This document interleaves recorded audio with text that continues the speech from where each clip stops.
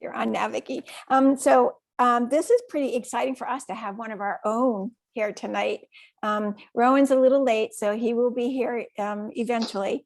But I think everybody pretty much knows Vikki and Rowan from the, I was going to say origami, but from the More 24s.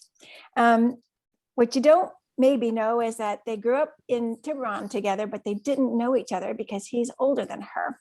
And when they got back from college and they started racing, he actually took her off a Greg Ikeson's boat on Q and grabbed her for foredeck on his More 24, and that was it. They fell in love and lived on a 37-foot boat for the first 2 years of their marriage, and then cooked up this plan to go cruising. And they bought a 47-foot Bavaria, and off they went. And so I just want to say thank you so much for doing this tonight. And I should also say that Rowan and Vikki are the winners this year of the San Francisco Yacht Club's Night Watch Award, which is another big deal. So with that, welcome, Vikki, and it's all yours. Hi, everyone. Thank you so much, Mo, Dawn, and just the club. This is a huge honor, I feel like, compared to some of the speakers that you guys have, a little amateur hour. But it's really lovely to be able to share this story with people. I think we kind of decided to go cruising one day and then sailed under the Golden Gate Bridge and sort of never to be heard from again by a lot of people. So it's nice to, we came back in October, you know, we've barely gotten back to land life. So it's lovely to be asked to share this story. So I'm gonna share a little bit about our 3 years cruising the Central American coast, the Pacific side. So bear with me while I share my screen and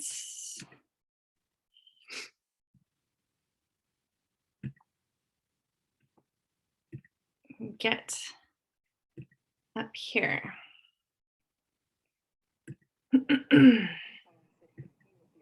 Nope.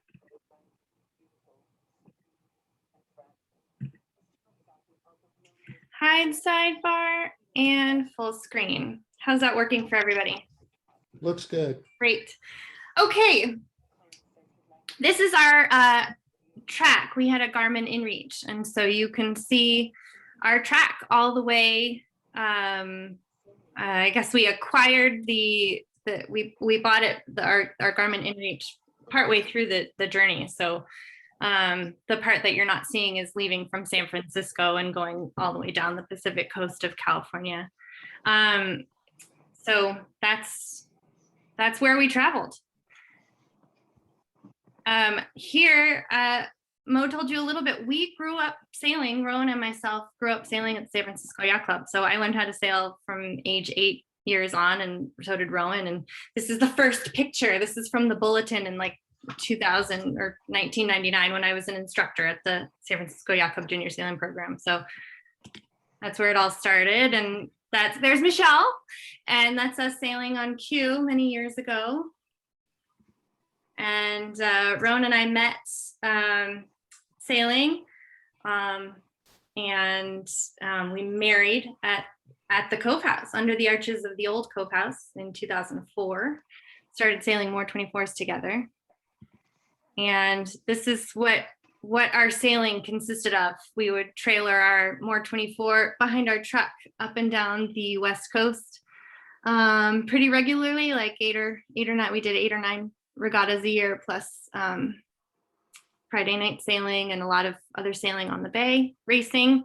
So cruising wasn't what we were used to, but we did a lot of double-handed. This is we did the ditch run double-handed in 2004, I think. But this was our first home together. It was a Lancer 37.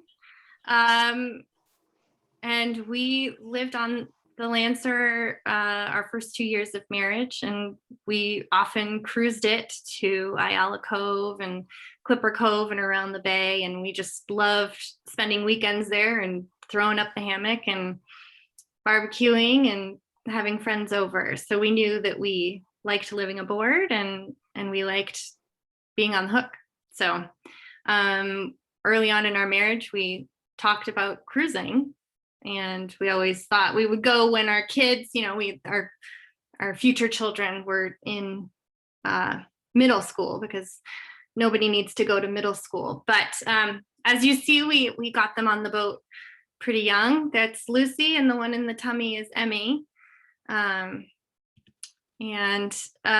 we hatched a plan, and we decided that we were going to sell the Lancer because it wasn't getting used as much because we were racing and we had the 2 kids and working. And so we knew we were going to sell the Lancer, but we knew we wanted the next boat. So we told our friend, who was another More 24 sailor and a boat broker, what we were looking for in a cruising boat. And for us, the list was had 3 cabins so that we could have one for us and one for the kids and one for guests. And and we wanted it to be, we didn't want any roller furling on the mainsail. And pretty, that, you know, we had, and a scoop, but like a little sugar scoop, or at least some access to the water. And that was pretty much it. And he found this boat in Seattle pretty quickly in 2016. So a fun story about this boat is that we had already gone into contract on the boat, and we went up to Seattle to do a sea trial. And the woman who sold us the boat, she told us that the original owners of our boat was Paramount Pictures, and they had commissioned the boat and used it in the film Double Jeopardy. So Ashley Judd has sailed on our boat. It was used in the film for the sailing scene. So if you would like to see our boat when she's fresh and new, you can go on Netflix and watch Double Jeopardy. It's the prettiest boat in Whidbey Island, according to Ashley Judd. So this is what our boat looked like when we first bought it. The first thing we did was we took it to the San Juan Islands. We bought it in Seattle, and we went to the San Juan Islands for 2 weeks and loved it. Part of the reason why we're back here in Washington, which is where we live now. And we spent a year, Rowan brought it down the coast, and we spent a year retrofitting it. And so this is what a cruising boat looks like after it's been retrofitted. You've got a dinghy hanging off the back. You have a wind generator, which is also a hydro generator, an arch, solar panels, sun covers. So it doesn't look as speedy but it's very practical. And she took us a lot of places. So we renamed the boat the Taliesin Rose, and shortly before we left, we had a wonderful Bon Voyage party and christening. We did a somewhat silly ceremony, but it was a lot of fun, and we thanked all the gods of the winds and poured a lot of champagne into the ocean for good luck, and named the boat Taliesin Rose. And a lot of people will ask why the name Taliesin Rose, and it's because our older daughter's middle name is Rose, and our younger daughter's middle name is Taliesin. So that was it. Ta-da! And in 2017, September 24th, 2017, we let off the lines at the San Francisco Yacht Club. We had been using one of the temporary slips and to do our final boat work, and we went out the Golden Gate and headed south. So there we are. My sister-in-law captured this photo of us sailing away. And we spent, I'm going to stay on this one. We spent a few weeks. Sorry. We spent a few weeks sailing down the coast, and our goal was to get to San Diego to join the Baja in 2017, which we did. Melissa needs to split. We do not see your slides. Thank you.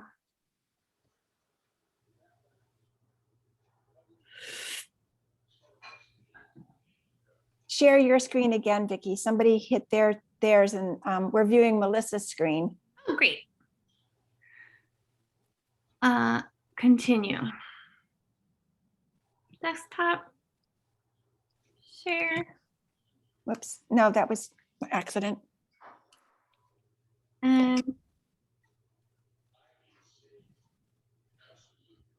is that back? Yes. Great. So we joined up with the HaHa in 2017 and headed south to Mexico. And you can see we have all of our very important flags, including the Virgie from the San Francisco Yacht Club, which stayed up there for most of our trip. We had some great fishing. That was very exciting. We would often just hang a hand line off the back of the boat. So it was very lazy fishing. This was our first tuna, which was very exciting, and it was very delicious. And Rowan did the catching and I usually did the butchering. So that's our sugar scoop. And this is us and our crew. Rowan's uncle and my very good friend from high school joined us for the Baja Haha. And so that's our crew, and we ended up winning our division, which was very exciting. And then we made our way around the Cape to the Sea of Cortez. Our first stop was, well, we stopped in a few places. There's a lot of really beautiful coves and inlets.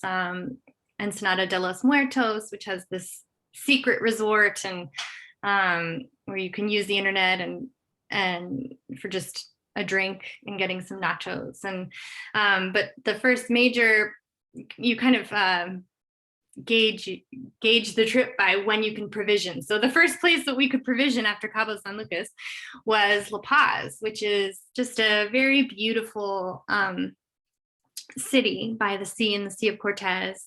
Has this beautiful Malecon. It's what they call the kind of the coastal sidewalk. And so it's this public park they fill with these amazing sculptures. So this is a whale and Emmy looking at it. And then from La Paz, we headed out to the islands. This is Isla San Francisco. We first went to Espiritu Santo Islands, right off of La Paz, which are beautiful. The most amazing thing about the Sea of Cortez is, one, it's so close to San Francisco. It's just, I mean, it really is so close. It's so accessible, and it's beautiful, beautiful sailing. So once you get up into the Sea of Cortez, you don't have cell phone service, you don't have internet service, you're off the grid, and you have these beautiful natural protected islands all to yourself. So this is probably one of the most picturesque when people head up into the Sea of Cortez. It's called Isla San Francisco. And we had met some very good friends, met and made some very good friends on the Baja Haha. So we had the whole island to ourselves. And you can hike and find agates and snorkel and spearfish. And so this is where we really started getting into the rhythm of cruising. Sailing in the Sea of Cortez can be challenging because there are seasonal winds called nortes, but when it's beautiful, it's so beautiful. You've never seen bluer blue than in the Sea of Cortez, and the juxtaposition of the mountains and the water are quite stunning. So if you can go, you should go. It's a beautiful place to cruise. This is, as you move further north, this is near Loreto. There's a beautiful marina there. And this is Steinbeck Canyon. And this is, if you've ever read the Log of the Sea of Cortez by John Steinbeck, he went on this naturalist mission, basically, to do, of his best friend was a naturalist, and they rented a fishing boat, and they spent like 2 or 3 months in the Sea of Cortez collecting shells and specimens for his naturalist friend to take back and catalog. And it's still one of the most extensive catalogs of the biodiversity of the Sea of Cortez in existence to this day. And that was early in the 19th century. So 1900s. And so anyway, this is the canyon where he was inspired. He actually hiked up this canyon, and you can read about that in the book. And it's where he was inspired to write the book, The Pearl, which many of us have read. Blurry picture, but the sunsets in the Sea of Cortez are quite stunning, and the colors and the backdrop of the mountains. So of the things that you notice or see when you're cruising, you're a lot closer to the sun rising and setting. So the sunsets are pretty amazing in the Sea of Cortez. The biodiversity in the Sea of Cortez and in Mexico is incredible. We actually had the opportunity to go, we rented a car and we went to Magdalena Bay, which is on the Pacific coast of Baja. And you can actually go and interact. There's a national park where you can take out, naturalists will take you out on a boat and you can get close to the baby gray whales actually come up to the boats. And we had the opportunity to pet one, which is something that they do every year. They love the human interaction. So I have to say that petting a whale is probably one of the most transformative experiences of my life. So a lifetime highlight for sure. And just every day you're blown away by the natural beauty. You would, in the mornings, you would hear slapping on the water, and it would be these mobile arrays that would be flying out of the water and slapping down. And they don't really know why. They say it's either, they don't really know why, but maybe a mating call. And also we saw many dolphins, and it just never gets old when you're sailing along and you have and it happens, every other time you go out sailing, you'll have dolphins come up and swim alongside and race the boat. So we had a lot of fun picking out the different species of dolphins. So the girls liked recording all of those. After the Sea of Cortez, we started moving over to the mainland, and one of our first stops was Mazatlan and then Isla Isabela, which is, they call this the Galapagos of Mexico, because it's protected and it's fairly remote, so it doesn't get a lot of traffic. There are fishermen who have a fishing village there, but you can walk right up to, there's a sanctuary for blue-footed boobies. So you can go walk right through the path. They make their nests right next to the walking path. As we headed south, it's actually really hard to cover 3 years of cruising in 45 minutes. So we're moving quickly south. We stopped in places like Barra de Navidad, which were beautiful. The marina there is so comfortable, and there's a French baker who comes by the boats and delivers French pastries to your boat, which is kind of mind-blowing. And we stopped in a place called Tenacatita, where you can take the dinghy over the little sandbar, up the river, through the jungle, the mangrove jungle, into a lagoon. There you park your boat, and the gentleman, the tour guide from the little town nearby, comes and picks you up and takes you to a artisanal tequila distillery. And so, some of these experiences aren't in the guidebook. Sometimes they are, but so many of these really unique experiences, you just kind of have to be open to them. And there's so many cruising the coast of Mexico, every little cove and stop. You'll have in Zihuatanejo, if you go over to one of the beaches, there's a Jesus statue under the waters, but you have to know that he's there to go see him and dive down. So anyway, as we headed south, one of the stories I wanted to tell is we were sailing southern Mexico. It ends up being quite a lot, hundreds of miles between each kind of stop for cruisers. And we were sailing to Huatulco, and it was an overnight passage. And I got up for my my shift. Rowan was going off watch, and I was going on watch, and it was 2 a.m. or so. And I wake up and I look at the navigation equipment and the screen, and there's all these other boats showing on our AIS, and we were surrounded by other boats.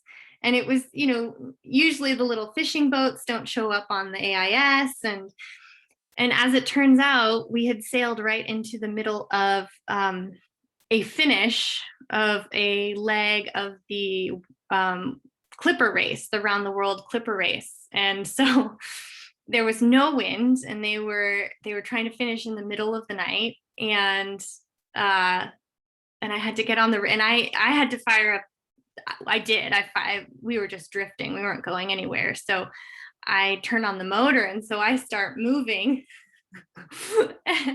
and so I get on the radio, and I'm talking to Wendy Tuck on her boat. And I was like, "Hi, just wanted to let you know that I'm a cruiser and I'm passing through. Good luck finishing the race." And it took them took them 2 more hours to finish the race, and no wind, but it was kind of a interesting story. And in southern Mexico is where they make chocolate. So one of the things that we did is we went to a traditional chocolate maker. This is Doña Maria, and she taught the kids how to make chocolate, which was really fun.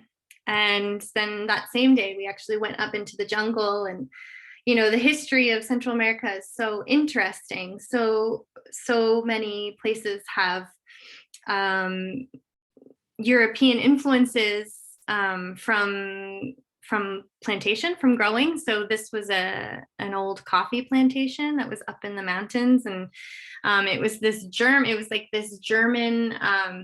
It could have been in the German Alps. This hotel. So we went there for lunch. It was pretty neat. So one of this is a request from Paul. There's this very big gulf called the Gulf of Tehuantepec, which is in the very southernmost part of Mexico, and it's one of the more treacherous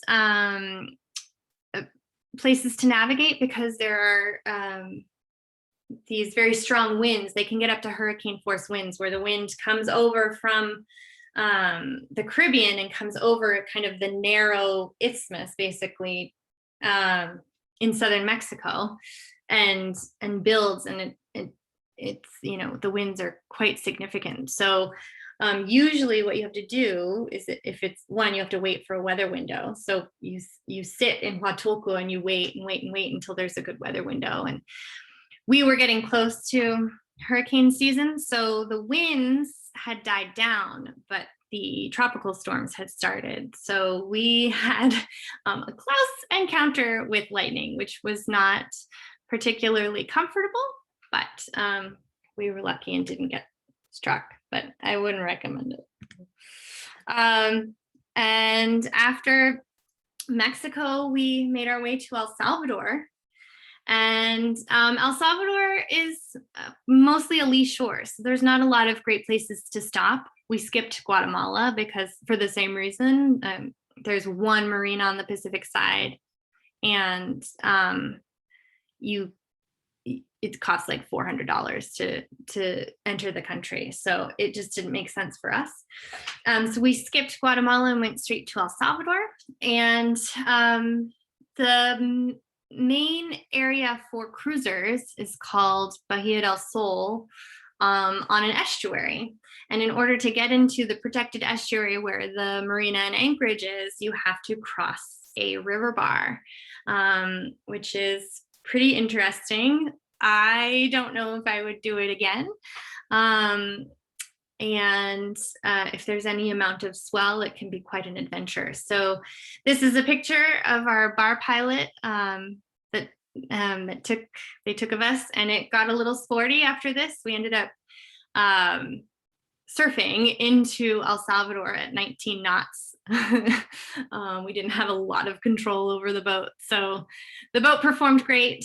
And anyway, if you are considering going over a bar, I don't know, wait for no swell, because there are times when it's pretty flat, and it was a little big on this day. So we made it into El Salvador, and were welcomed with drinks, and we went straight to the pool and celebrated. We spent hurricane season in El Salvador, and we just stayed in this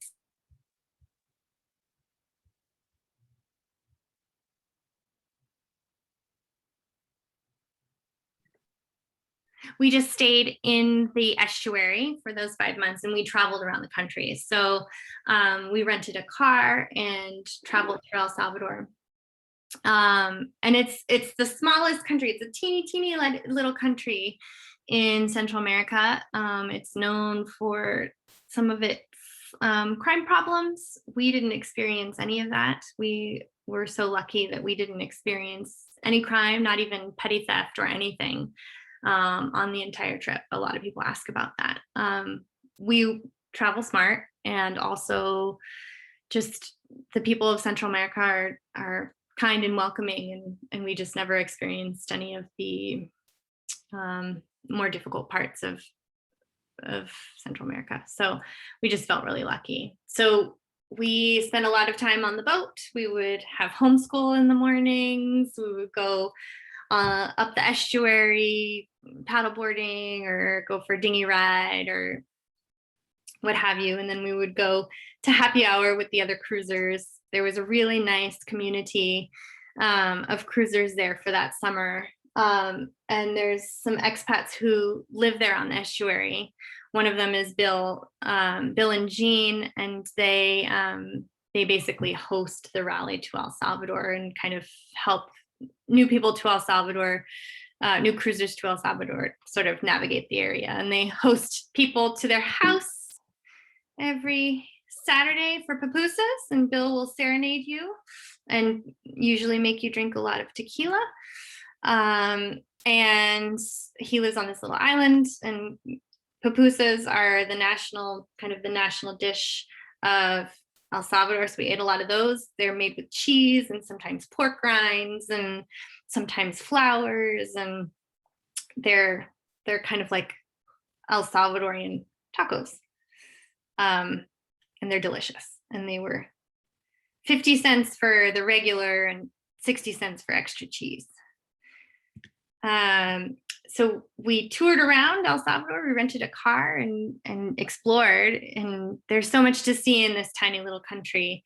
We went to this colonial town called Suchitoto, where they have a lot of artisan crafts. And one of them that they're known for, this collective of women, they do beautiful art out of natural indigo. They grow indigo in the mountains, and they process it, and then do these very intricate dyeing techniques of indigo. And they win awards every year for their displays. And so this is my friend Kate, and she came to visit for her birthday, and we all learned how to indigo dye.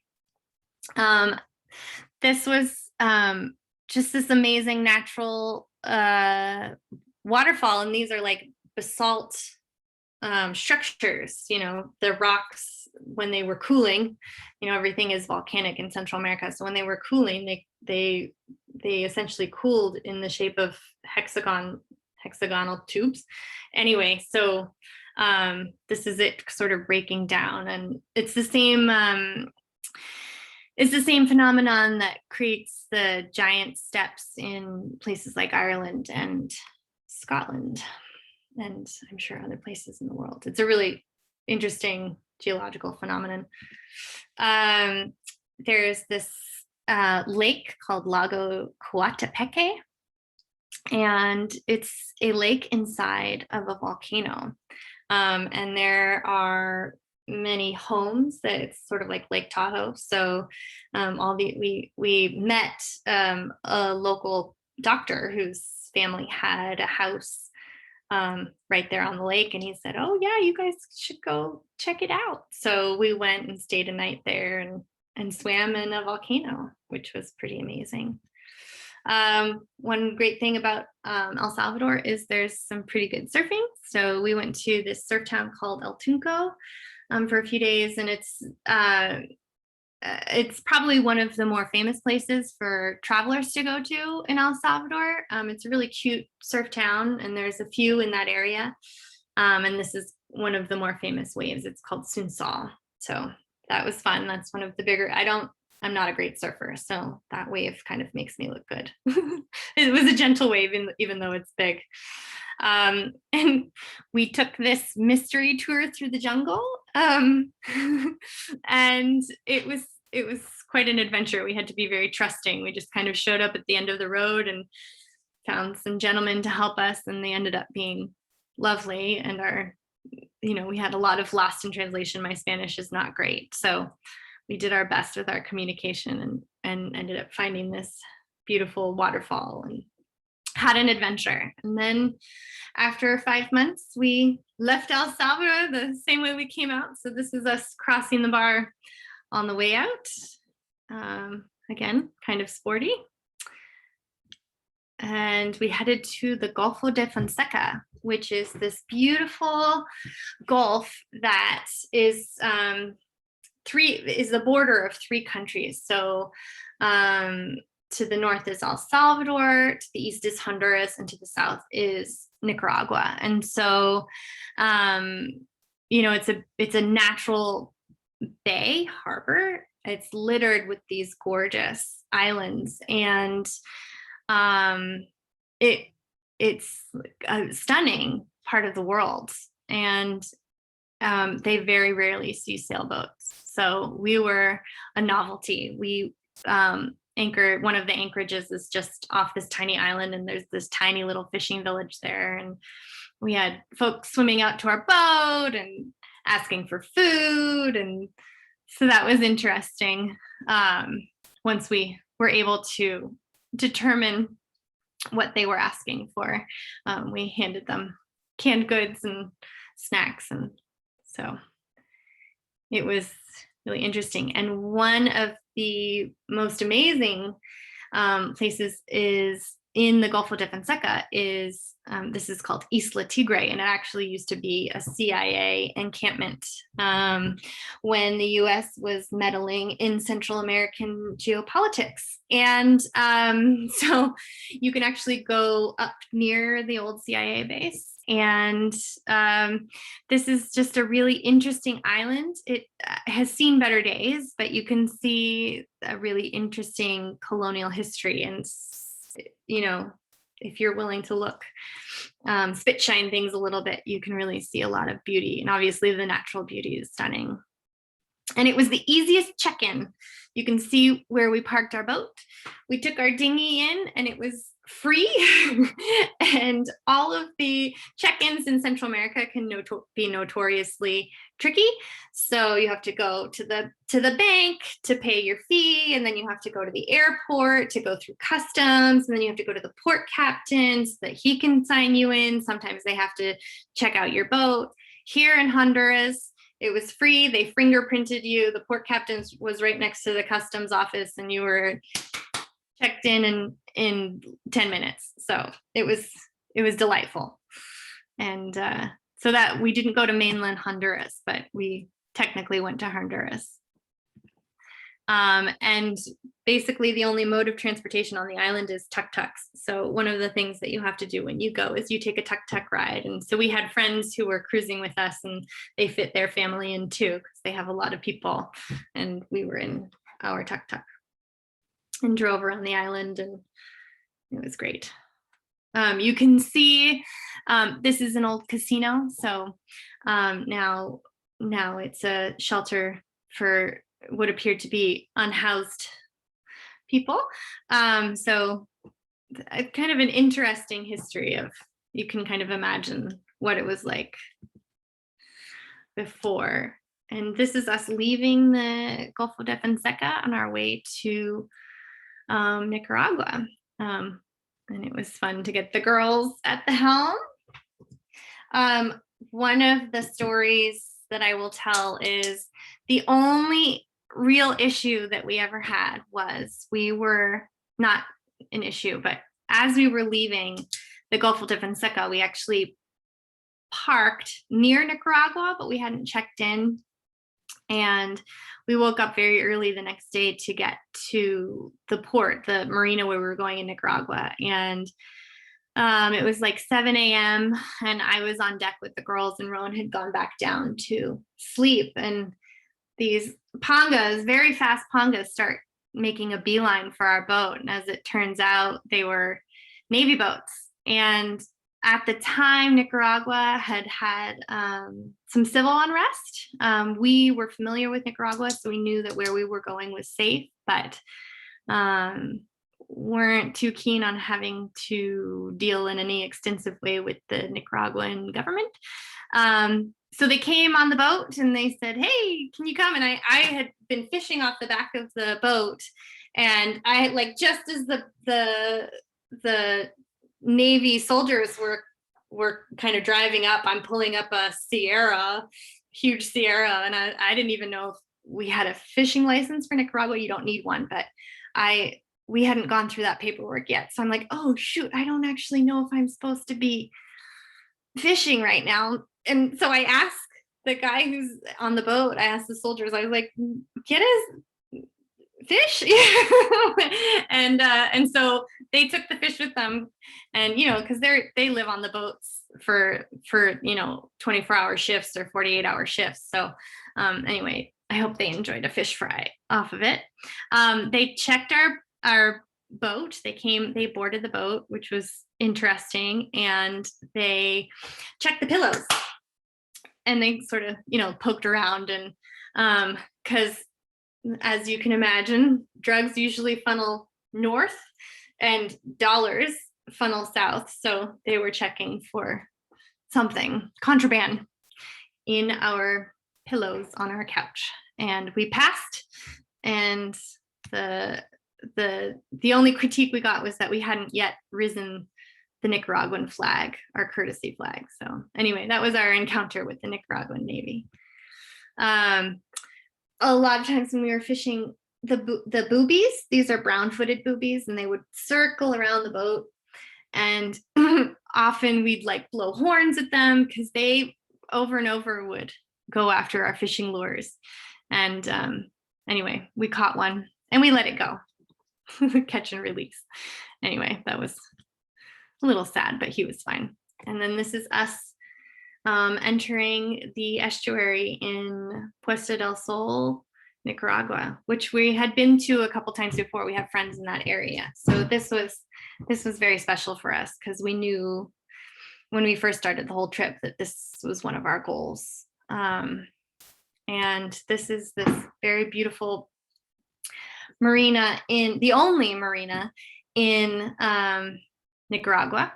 And it was built by this man who is Nicaraguan, but he was born in the United States. His parents are Nicaraguan, and he lived almost his whole life in San Francisco Bay Area in Silicon Valley. And he was a cruiser, and he sailed to Nicaragua, and he said, there needs to be a place in Nicaragua for people to enjoy my country. So he built it. And we had only we had the whole place to ourselves. It was very quiet. Not a lot of people go to Nicaragua by sailboat. So anyway, we had a lot of fun in the pool, and it was very special for us to be able to take our Nicaraguan friends sailing. These guys are surfers and fishermen, and they had never been sailing before. So it was a pretty special experience. And I have to say that some of our best sailing was when we would go out of the marina and just outside the estuary and sail. It was gorgeous. Champagne conditions. So we really enjoyed ourselves there. A little dinghy sailing. One of the great things about this spot in Nicaragua, where we actually spent in all a total of 6 months, kind of stationary. We spent 6 months, 3 months on the way down, and 3 months actually during the pandemic. We were in Nicaragua when the pandemic hit. So anyway, we spent a lot of time on the estuary, enjoying the nature, paddleboarding. And one of the best things about Nicaragua is surfing. And the fritanga, this is Nicaraguan barbecue. That plate right there is $3 with a $1 beer and a $1 soda. So that's like 2.5 meals for $5. And so we lived off that. And the kids enjoyed it. One of the most rewarding things is that we got involved with a nonprofit in Nicaragua. So we're still pretty involved with the nonprofit, and we ended up doing quite a lot of projects. We threw a Christmas celebration for the village, and the kids don't have a lot of resources there. So we had piñatas and clowns, and everybody got a lunch and some school supplies. So that was really fun. And we actually ended up raising enough money with the organization to put new roofs on the school. And some of it, the organization is called Rise Up Kids International. And we've also been able to do a lot of really amazing projects in the community. Nicaragua is also great for touring. There's cigar making in the mountains. There's amazing rum.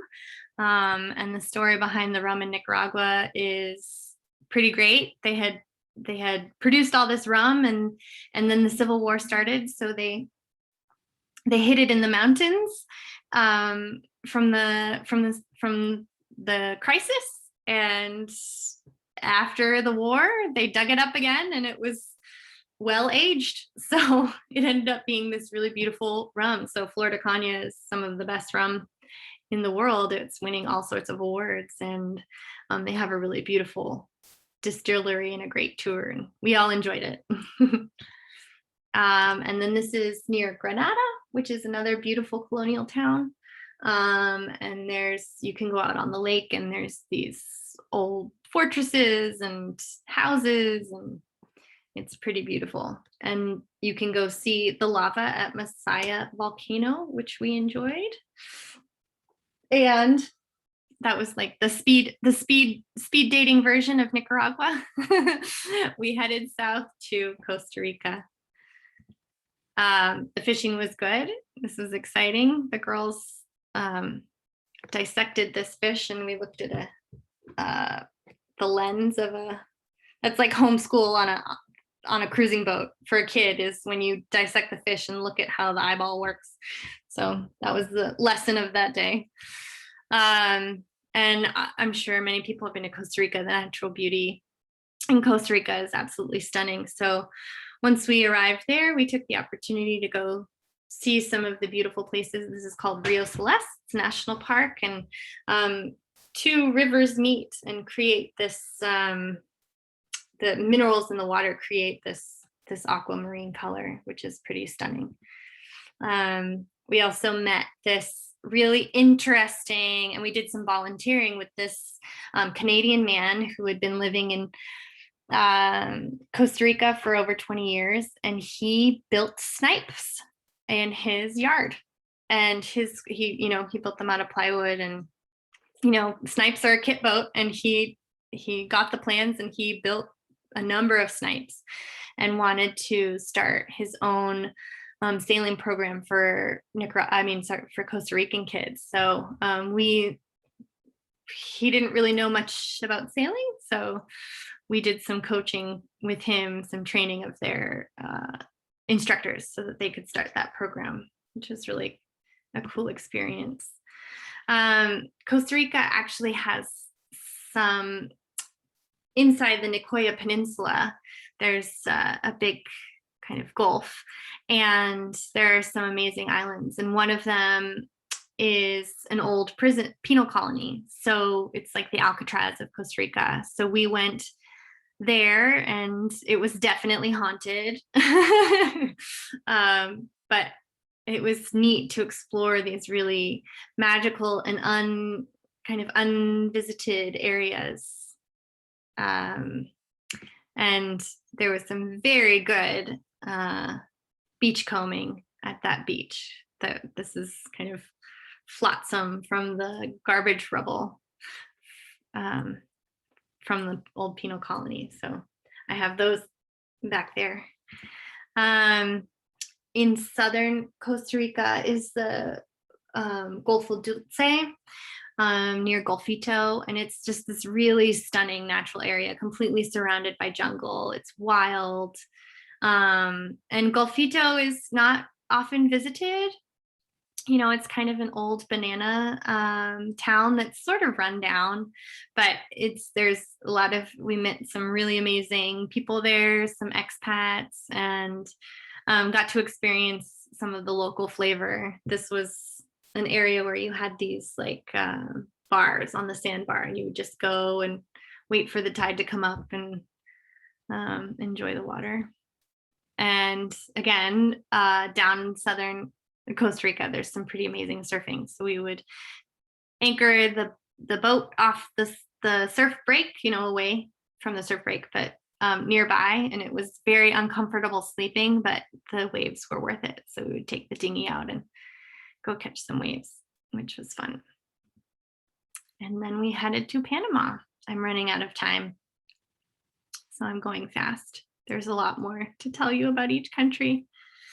And in northern Panama, you have so many islands, and they're just like rocks with jungle on top. They're just so lush and beautiful, and it's rocky, so you really have to watch your charts, but it's pretty stunning. A lot of them are private, but you can go and anchor and go to some of the beaches, and you just have this really beautiful, secluded experience.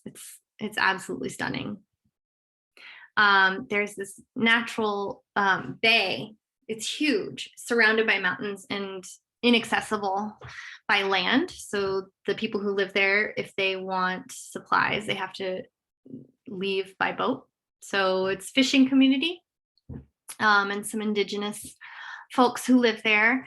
And this gentleman happens to live on the bank of one of the natural anchorages, and his name is Antonio, and he I think I'm remembering his name. And so the guidebook says bring something to barter, so he'll bring you fruit and vegetables that he grows, and you can either pay him or pay him in pantry items.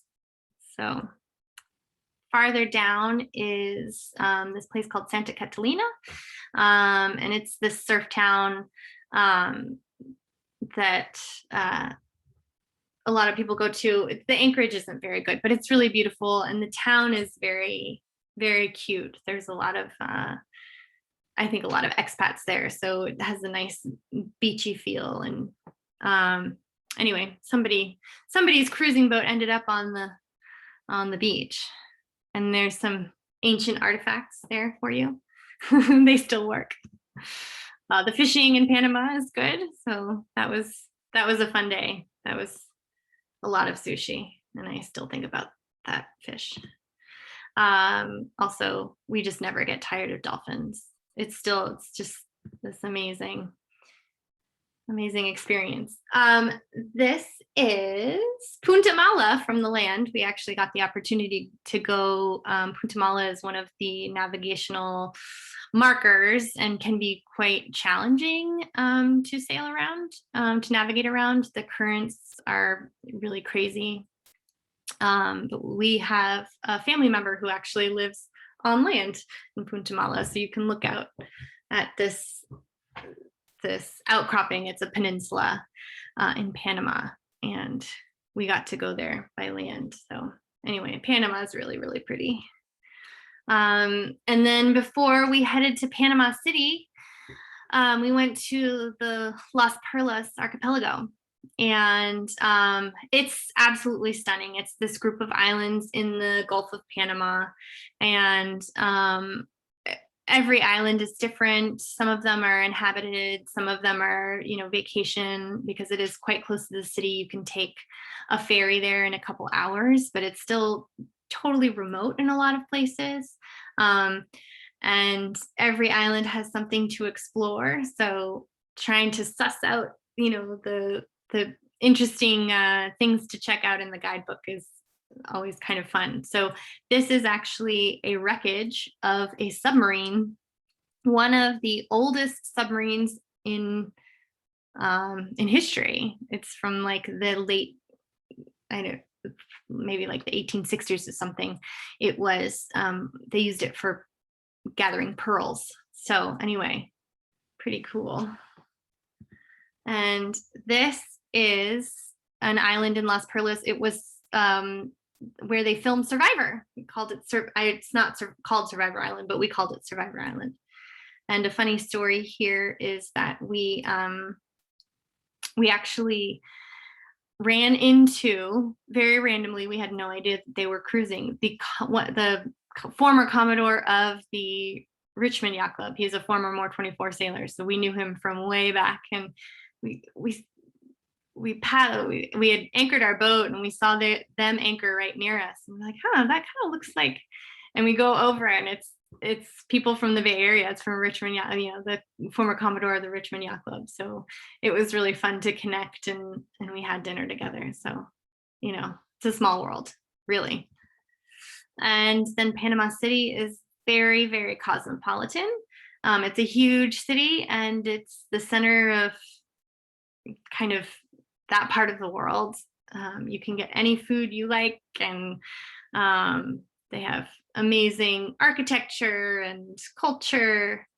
And then when we got to Panama is when we hauled out, and we did all of the boat work. We had blisters on our boat, and we had to, on the bottom, and we had to do the bottom paint, and we had to fix the rudder, and we had a lot of kind of deferred maintenance after a few years cruising. And our plan, this was right at the end of 2019, at the beginning of 2020, we rang in the new year in the boatyard painting the bottom of the boat. And the plan was to sail to Nicaragua for a little bit and then cross the Pacific. And so we were in Nicaragua when the pandemic happened. So we didn't go to the Pacific, and we headed north instead. A lot of people ask what it's like to go cruising with kids. Kids have chores, and some of them are the same, and some of them are different. This is Emmy cleaning the sewage system with her dad. This is Emmy trying to get something out of the refrigerator. And so this is how the kids manage to do it. PE looks a little bit different for kids who are cruising kids. Snorkeling, surfing. Naps look a little bit different. So this is Lucy's favorite spot to read a book. Emmy fell asleep like this a lot. School looks a little bit different. So we spent a lot of time, Rowan especially like to teach the girls about the systems on the boat. A little bit about geography. One cool thing that we did is the girls wrote a journal entry for every place that we visited. So not only was it a great writing exercise, but it also turned into a wonderful memento. And, they really know their Central American geography. And also people ask about our cat. This is Moto, and he was 12 years old when we left, and he was a very reluctant passenger. This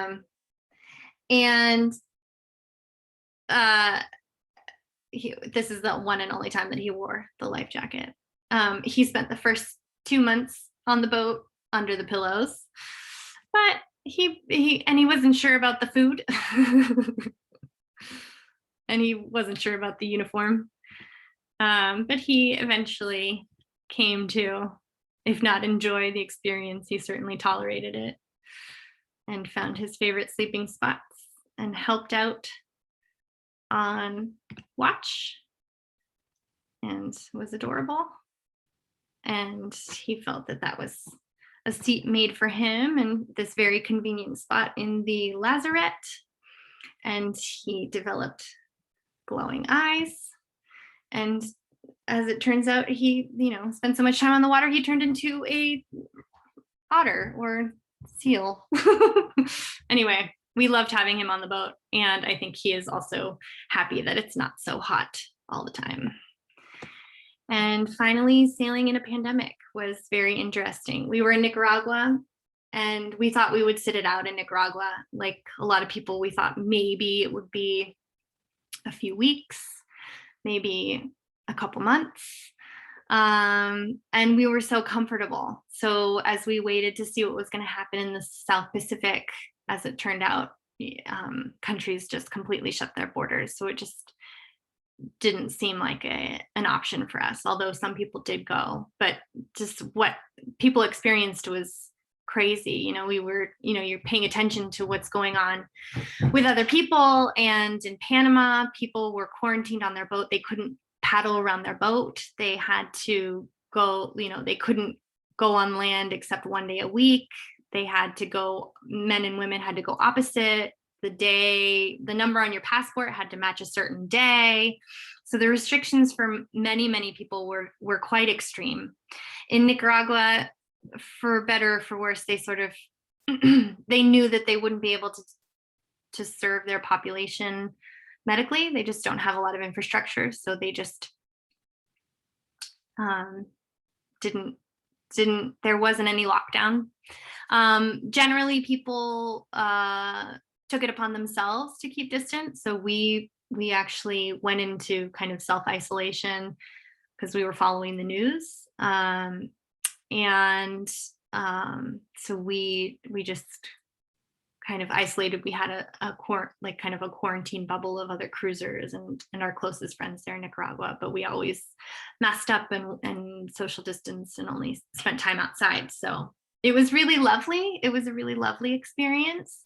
And then our visa started to run out. It got close, and we didn't want to overstay our visa, and they weren't, kind of by surprise, we found out that they weren't processing immigration papers anymore. So just with the government in Nicaragua being unreliable, we decided to leave, and the only country that was open was Mexico. So our options were, we knew that it was probably time to head home because we weren't going to New Zealand. We were gonna have the opportunity to do it before we kind of ran out of hall pass time on our hall pass. So we went to Mexico, and this is the day we arrived in Mexico. We were very happy to be there because it takes 3 days to sail from Nicaragua to Mexico straight through.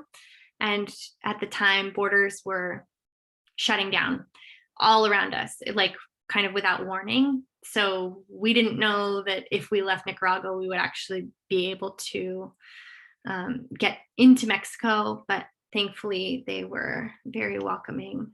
And we were prepared for the pandemic because this is us provisioning for 6 months in the South Pacific, a couple weeks before the pandemic. So, and this is us stocking up on supplies, much needed supplies that we ended up using over the 6 months that we cruised back through Mexico to the United States. We were really lucky to be in Mexico. This is a photo of the comet Neowise, and we had a great view of it in the Sea of Cortez. So we wouldn't have seen it if we hadn't been where we were. It feels kind of serendipitous. This is not a photo that I took. This is a photo that a friend took. And one of the last things that we did was in the Sea of Cortez, before we put the boat up on the hard, there is this place in the Bay of LA. No, not the Bay of LA. I'll have to look it up for you. But anyway, there's this bay and there's a cruiser shrine there. And so over the years, cruisers who stop by, they leave a mark.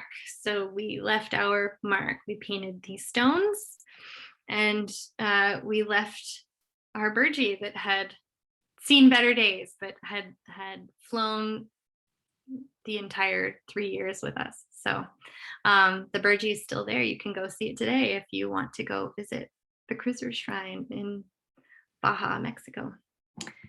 And that's the end of my presentation. And Vikki, that was awesome. You can stop sharing and everybody can unmute yourselves. Yeah, that was awesome. I have one real quick question. The Rise Up Kids International, do you have a website for them? Maybe you could. yes, I do.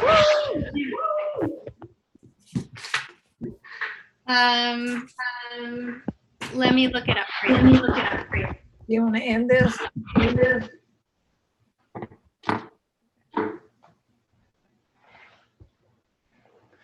Ashley, Vikki, can you stop sharing?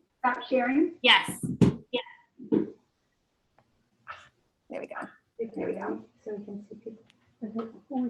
Now everyone can see you. Yeah, I think we can open it up for questions. Oh, there's your girls. Hi. Oh, hi, I can't see them. Hi, family. What an Hi, adventure honey. you guys had. Yeah, so Rise Up Kids International, maybe you can share that with us all. And yeah, I'm getting an echo. Yeah. Emmy and Lucy. Oh. Working. I think, Rowan, you're gonna have to mute. Oh, you are muted. So somehow, Vikki, you're getting a. Is it me? I don't know. You have to. It's not her. I'm back on. Okay. So I think we're open for questions. How do I call on? Oh, this is Michelle Morani. I'm really curious from Emmy and Lucy, since we have them here, what were their favorite parts?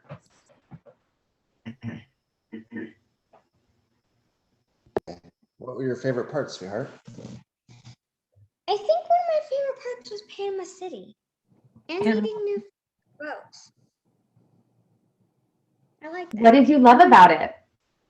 Meeting friends. Well, when you're cruising, you don't really have a lot of company. Yeah, I like to see company. I mean, spent every day together. But I met my best friend Morgan in San Diego at a costume party. She's a sailor too. So you had a lot in common. That's really exciting. I remember we saw you guys when we were down in Mexico briefly. Kind of at the beginning, I think, within the first 6 months. Vikki, you're on mute. I think so. I can hear my dad. Sorry. No. Oh, this was beautiful. Thank you so much for sharing. I think just all the different experiences all of you had across the different countries and being able to spend so much time outdoors. What a powerful, amazing gift for the kiddos. Yeah, it's a good thing to do during a global pandemic, as long as countries are open. Yeah. Okay, I'll stop talking and give someone else a chance. Girls, thank you for sharing. That was really just beautiful. Thanks. You're welcome.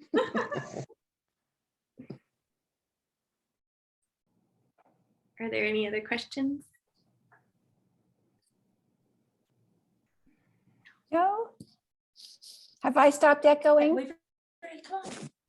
Yeah. Where was your favorite place to go?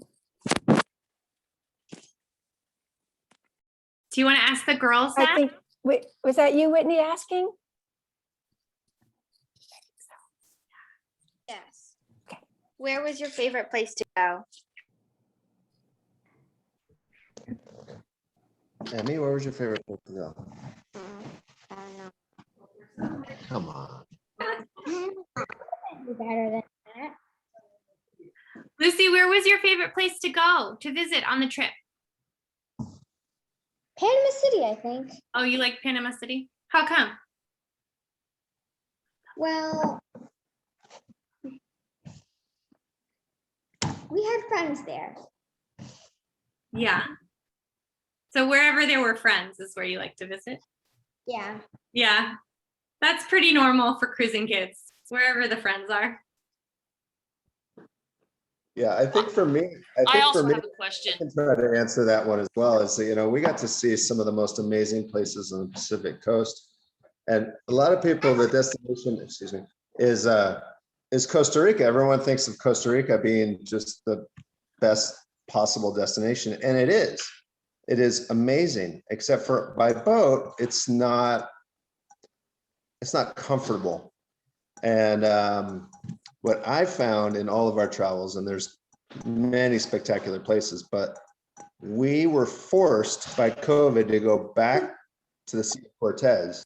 And I think the Sea of Cortez, by far the most stunning, most spectacular place to ever spend any time. And what's amazing about it is it's so close. Any of us could sail our boat there in a season. And so if you're watching this, you're probably interested in cruising. Maybe you should go to the Sea of Cortez. Do it. Do it. Do it. I heard somebody I else. also had a question after Whitney. Do it. Hi, Melissa. And what sort of internet did you have? Was it coastal or was it an offshore? Terrible internet. It was coastal. But I think that the All technology from the technology is improving very quickly. So I think I mean, it's expensive, but there are internet options available. And I know that they've just thrown a bunch of satellites up recently. So I think actually from what I understand, that's improving very quickly. So I think internet will be more accessible to offshore boats. I think Tina had a question. Hi, sorry, my picture is kind of bad. I am wondering, what was your favorite thing that you tried when you were trying new foods? What was your favorite thing, and probably what was the most unusual thing that you tried? I really liked pupusas. And the most unusual thing that I tried was turtle eggs. Which is a lot of local people eat turtle eggs, and I was offered one by a lovely local woman who, you know, had bought me lunch, and she said, "Oh, you have to try this delicacy," and I did, and I don't ever need to do it again, but I tried it. Girls, do you have a favorite food? Pupusas. Pupusas. Pupusas. It's got to be tacos. Tacos. Just tacos. I love tacos. Tacos. They tacos. Tacos, tacos. I love tacos, tacos, tacos. We want tacos. Pretty good. Nice. Rowan, on the chat, the Moranis wanted to know, how did you manage the bulk of the navigation? Digital maps. What did you use to navigate? Oh man, so yeah, we had charts, electronic charts, we had paper charts, and we had a lot of really good guidebooks. Everywhere we went had really good guidebooks. There was Sean and Heather's book, yeah, that one. And then there was the Serrana guide, and there was another one that that one, Captain Rains. And it's really good to cross-reference and look at all three of them and confirm. And we use OpenCPN as well. I basically had every tool in the arsenal deployed so that we wouldn't hit anything. And luckily we never hit anything. The only time we ran aground was at Punta Arenas. They promised us there was going to be enough water. But after 2 nights, we realized that we were going to be 2 feet out of the water in 2 more days, so we had to leave. So unfortunately, that happened, and we had to leave. We had to spend a week on anchor, which was not so good. Again, Costa Rica, not the most comfortable place. It's rolly. Yeah, there's just really not a lot of protected anchorages. Maybe it has to seat that. But going back to the technology side of things, we had a Iridium Go, and we had a satellite phone that we bought from Struby, and we used that to basically download weather information and chat with people if we needed to. We had another Garmin InReach that we used to talk with other people. So there was not only a lot of navigation from ourselves, but we would communicate with a lot of people and make sure that we were all on the same page and knowing whether there's that. Thank you. That's always one of the trickiest parts of a cruise, I think. But thank you. Yeah, it's very I know it's- stressful. It's very stressful. Even at anchor, even at anchor, I was pretty stressed out.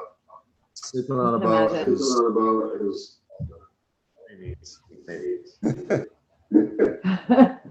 When you guys were at anchor, do one of you guys stay up even at anchor when you're not in a protected area, or do you guys all crash? I don't think Rowan. no, I don't think so. yeah. We wouldn't stay up. I mean, like when we first arrived, anchored in a place that's known for solid anchor. And so we got there about 4 in the morning there, and I just slept on the windlass until the sun rose, and then then I went back to bed. But yeah, there were a lot of times where you hear something, or the boat jerks on the chain, or you twist around, or and I'm just a light sleeper. I was up and about checking on things all the time. So I think the Wymans have a question. Yes, Rowan, I wanted to ask you, we were in Mexico. I wondered if the charts have changed. We came back in 2007. We spent 2 years there. It would show you going over land when you really weren't. Have the charts changed? A lot of the charts that we used did have discrepancies, and that's why it was very, very important to cross-reference and utilize as many tools as you can. And one of the most being your eyeballs. There was times where we were, going over land. Obviously, we're not over land. We're sailing along, and it's showing that there's a reef in front of us, and I'm sailing alongside of another boat, and I'm like, "Hey, do you see a reef over there?" And they're like, "No, there's no reef. My chart doesn't show a reef." And I'm like, it's really frustrating, because we're buying very expensive electronic charts, and we expect them to be up to date, and they're not. And it's there's some areas that are 100 feet off, and some of them are a quarter mile off. So That's sad. Thank you. Sometimes they were like a mile or 2 off. yeah. Thank you. Yeah. I heard things had changed. Thank you. Yeah, and we were lucky we joined the Panama Posse, and it's a really good.